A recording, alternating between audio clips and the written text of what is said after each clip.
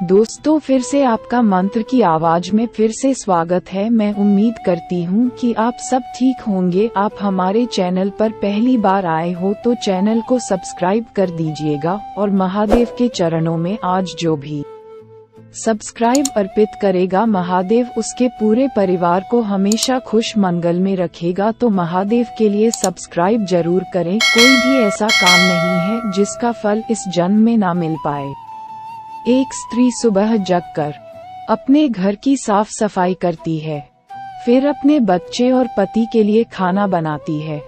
घर की साफ सफाई से लोगों का स्वास्थ्य अच्छा रहता है और स्वादिष्ट खाना खाकर उसके पति और बच्चे प्रसन्न हो जाते हैं। स्त्री के इस कर्म का फल उसे संतुष्टि के रूप में उसी दिन प्राप्त हो जाता है। दूसरी तरफ उसी स्त्री का पति बाहर जाकर काम करता है, फिर महीने में सैलरी लाकर अपनी पत्नी को देता है। उस सैलरी द्वारा परिवार की सभी आवश्यकताओं को पूरा किया जाता है। यानी एक व्यक्ति जिन्होंने महीने भर कर्म किया, उसका भी फल उसे अंत में प्राप्त हो गया। जब हम किसी गरीब की मदद करते हैं, किसी बेसहारा या लाचार को सड़क पार कराते हैं, तो वह हमें दुआएं और आशीर्वाद देता है। हमें प्रसन्नता के रूप में वह फल भी मिल जाता है। जब कोई व्यक्ति किसी के साथ में बदतमीजी करता है तो उसे थप्पड़ के रूप में उसका फल भी तुरंत मिल जाता है।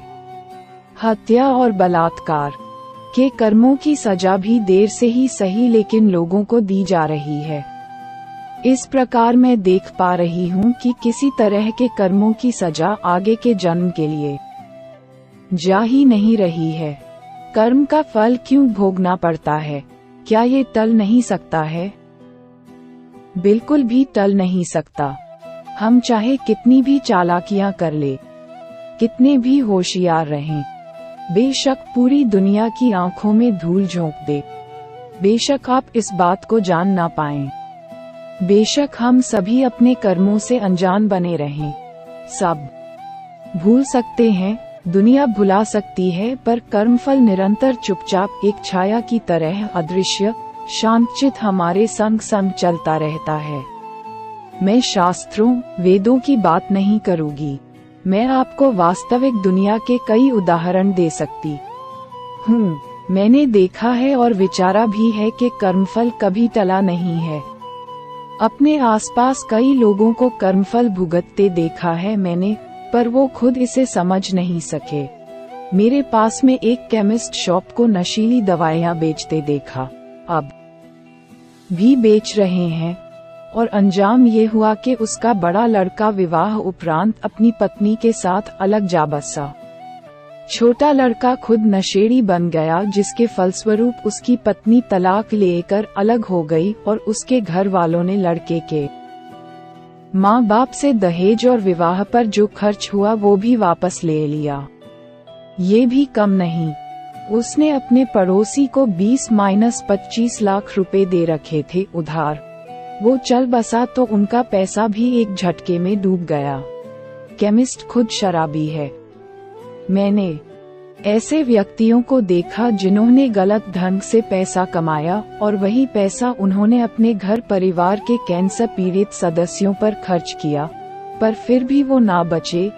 एक पुलिस वाले की बेटी की 2 बार शादी हुई, पर अफसोस दोनों बार वो विधवा हुई। यहाँ मैं किसी की आलोचना नहीं कर रही और ना ही निंदा का रस भोग रही हूँ।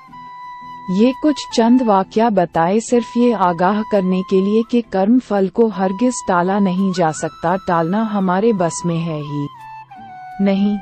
कई बार हमारे चालान होते हैं, कोई चीज चोरी होती है, दुर्घटनाएं होती रहती है, पैसा डूब जाता है। बस खुद के अनुभव से इतना ही बता रही हूँ कि जिस तरह बुराई का फल बुरा होता है, उसी तरह अच्छाई का फल भी अच्छा होता है। ये फल हमें कभी भी कहीं भी किसी भी रूप में भुगतना पड़ेगा ही। सिर्फ और सिर्फ एक कंडीशन पर ये टल सकता है। असल में टलेगा तो नहीं, पर इसका दर्द कम जरूर हो सकता है। वो ये कि अगर हम अपनी गलतियों को कबूल कर ले, सहृदय और परमात्मा की शरण में जाएं, आत्मसमर्पण करें और अच्छे कर्म करने शुरू कर दे, तभी हम अपने गलत कर्मों से होने वाली पीड़ा से बच सकते हैं, बशर्ते ईश्वर हमें माफ कर दे।